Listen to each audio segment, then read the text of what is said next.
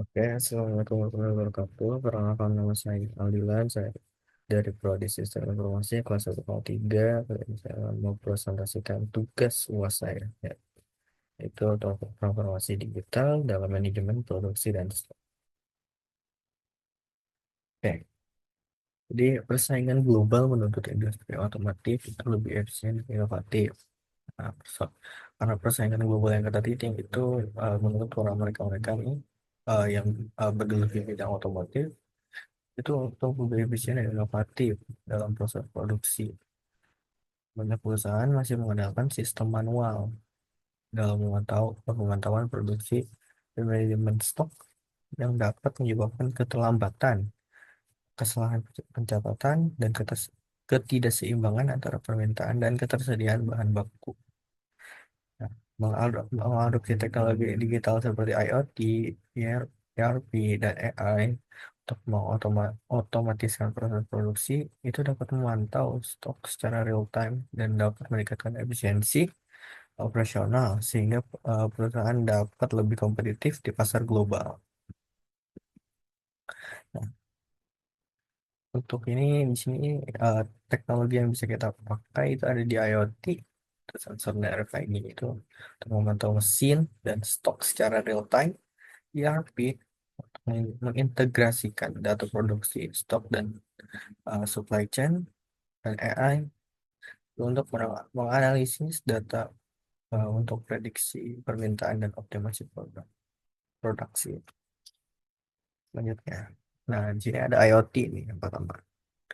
Di IoT dalam produksi dan stok itu memungkinkan sebuah perusahaan untuk memantau produksi dan stok secara otomatis dengan sensor dan perangkat. Terus sensor IoT di dalam di mesin produksi itu gunanya itu untuk memantau kinerja mesin secara real time dan memberikan peringatan jika ada gangguan atau perlu perawatan. Nah, terus RFID atau barcode pada komponen itu ada melacak stok bahan baku dan produk jadi secara otomatis mengurangi kesalahan pada pencatatan. Nah, di sini ada dan juga ada notifikasi otomatis. Sistem dapat memberikan peringatan.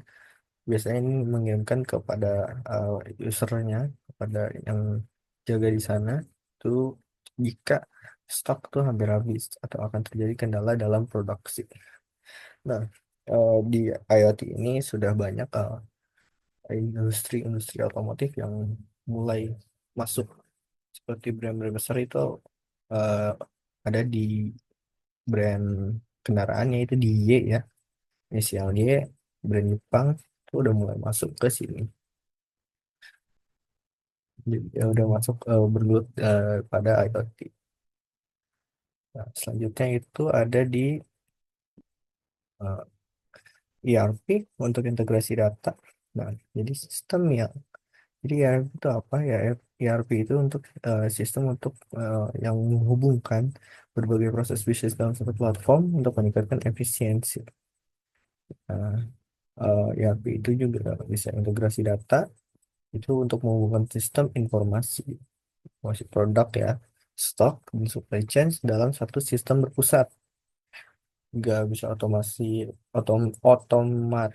ot- otomatisasi pemesanan bahan baku. Jadi kalau stok barang itu udah hampir habis, ERP akan secara otomatis membuat pesanan ke pemasok. Selanjutnya ada monitoring produksi dan stok real time itu untuk memudahkan pengambilan keputusan berdasarkan data aktual. Jadi data yang ada tuh itu akan memberikan saran atau ini keputusan jadi secara real time, secara data real time.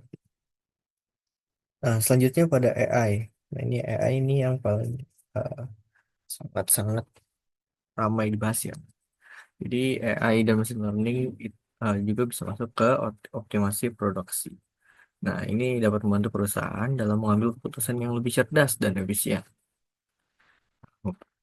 Itu AI bisa apa aja sih? Jadi di AI itu kita bisa memprediksi permintaan pasar.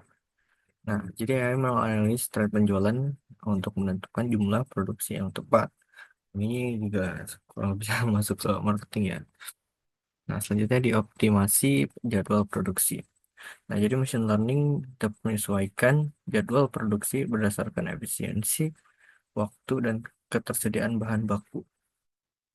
Nah, terus deteksi dini masalah produksi. Nah, AI juga dapat mengenali pola kesalahan atau gangguan pada mesin sebelum terjadi kerusakan yang besar gitu, atau lebih fatal.